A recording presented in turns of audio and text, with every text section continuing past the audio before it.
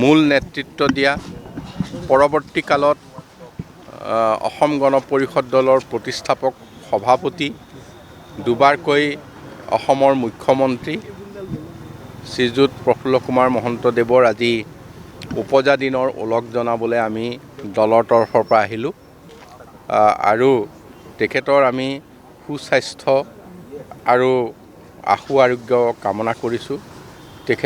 তেখেতে পুনৰ যাতে সামাজিক জীৱনত আমাক তেখেত উপস্থিত হৈ আমাক যাতে সহায় কৰিব পাৰে সেই আশাও আমি ৰাখিছোঁ আজি।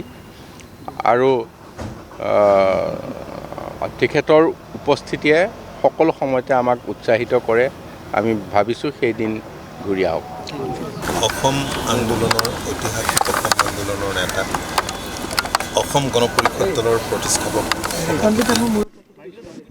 অসমৰ প্ৰাক্তন মুখ্যমন্ত্ৰী ডাঙৰীয়াৰ আজি জন্মদিন।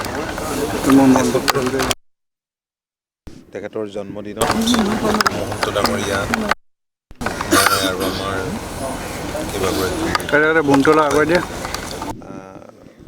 তেখেতৰ চৰকাৰী আৱাসগৃহত আহি জন্মদিনৰ শুভেচ্ছা জনালোঁ। তেখেত দীৰ্ঘদিন ধৰি অসুস্থও হৈ আছিল। যথেষ্ট আজি সুস্থ দেখা পাইছোঁ, ভাল লাগিছে। আশু আৰোগ্য কামনা কৰিছোঁ। ভগৱানৰ ওচৰত আশু আৰোগ্য কামনা কৰি ভগৱানৰ ওচৰত প্ৰাৰ্থনা জনাইছোঁ। তেখেত দীৰ্ঘায়ু হওক, ভগৱানে সুস্বাস্থ্য।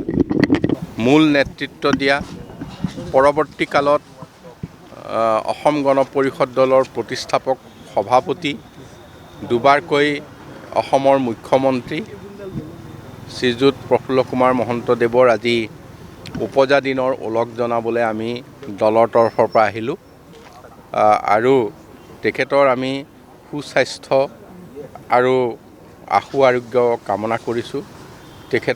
তেখেতে পুনৰ যাতে সামাজিক জীৱনত আমাক তেখেত উপস্থিত হৈ আমাক যাতে সহায় কৰিব পাৰে সেই আশাও আমি ৰাখিছোঁ আজি।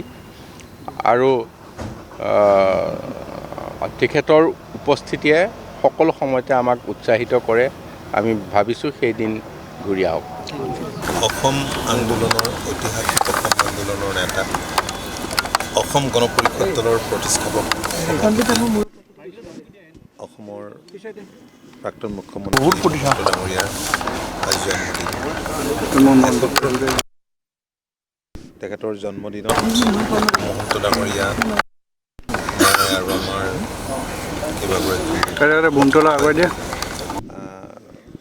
তেখেতৰ চৰকাৰী আৱাসগৃহত আহি জন্মদিনৰ শুভেচ্ছা জনালোঁ।